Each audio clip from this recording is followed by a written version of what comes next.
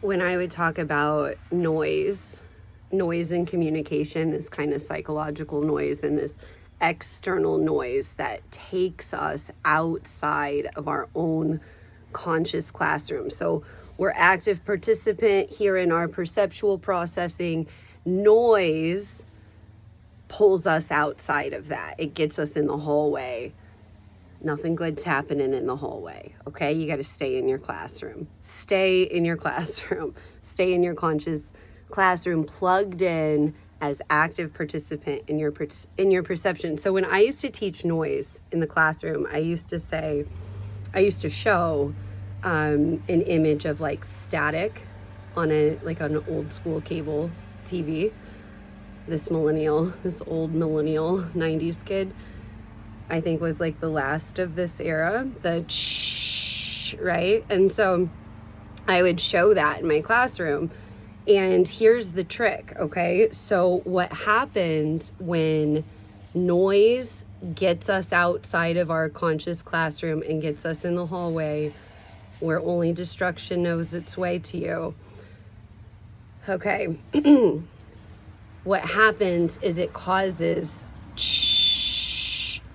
inside between that line between you and your instinctive code, the one that's always telling you the truth, the source of you may call this, your actual truth source.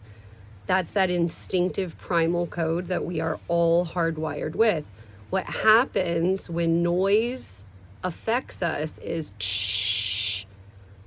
we can't hear the intercom. And guess what? That primal code, that is what our teacher speaks. Teacher is who's sitting up here always ready in the conscious classroom. But we got to get you out of the hallway back in there. And if I can't hear you say, get back in the classroom, get back in the classroom. You can't hear me, right? You can't hear yourself. You can't hear yourself because your intercom is being distracted with noise. So here is how you flip the script. Here's how you have a personal revolution. I love that there's a lawnmower literally providing me with external noise right now. Let us enjoy it.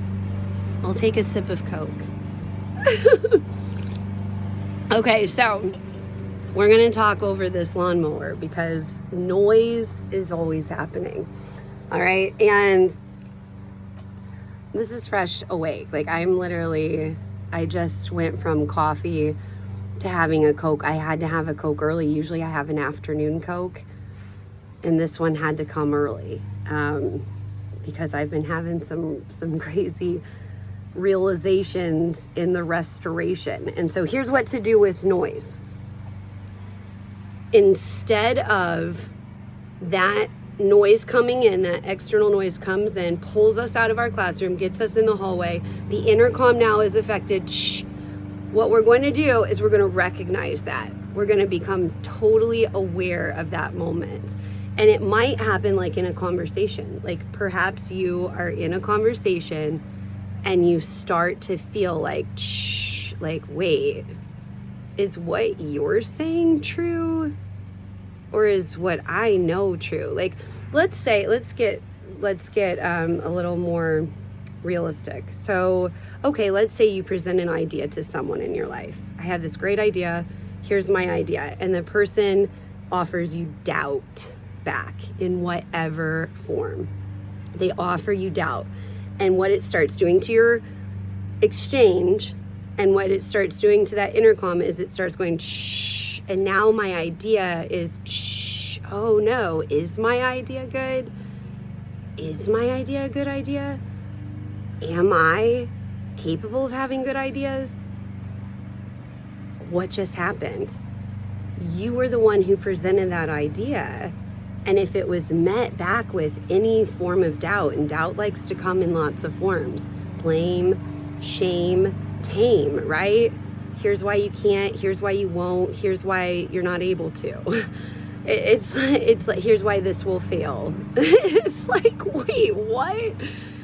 And then you hear that coming in at you, and it destructs and causes that static between you and your intercom. So here's what you're going to do. You're going to recognize that.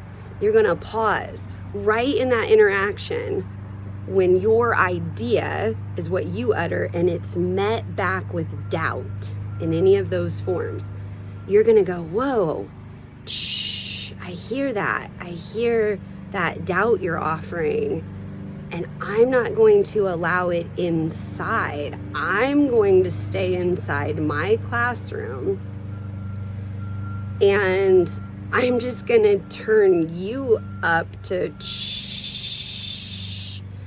And then all that doubt that's coming in, you're like, I can't.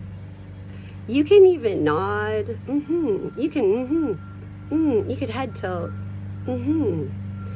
Make eye contact. But the whole time that doubt is coming back at you, it's shh. Because instead of that getting inside and disrupting and destructing and distracting your internal guidance, your inner intercom, you're keeping the doubt out. You're staying in and you're keeping the doubt out. And that is a really hell of a way to restore your choice. Because when you choose to believe and an idea comes, that's called receiving. And so ask, believe, receive, right? I asked to be connected. I believe that I am. Oh, here I received some food, an idea. Not everyone is worthy of that idea share, of that try a bite of what I've just gotten filled in my refrigerator. And then if they say, oh, here's all the reasons I don't like that, that's, you've just given food to someone who doesn't appreciate your food. So you don't take their noise inside you. You keep it out. Keep doubt out.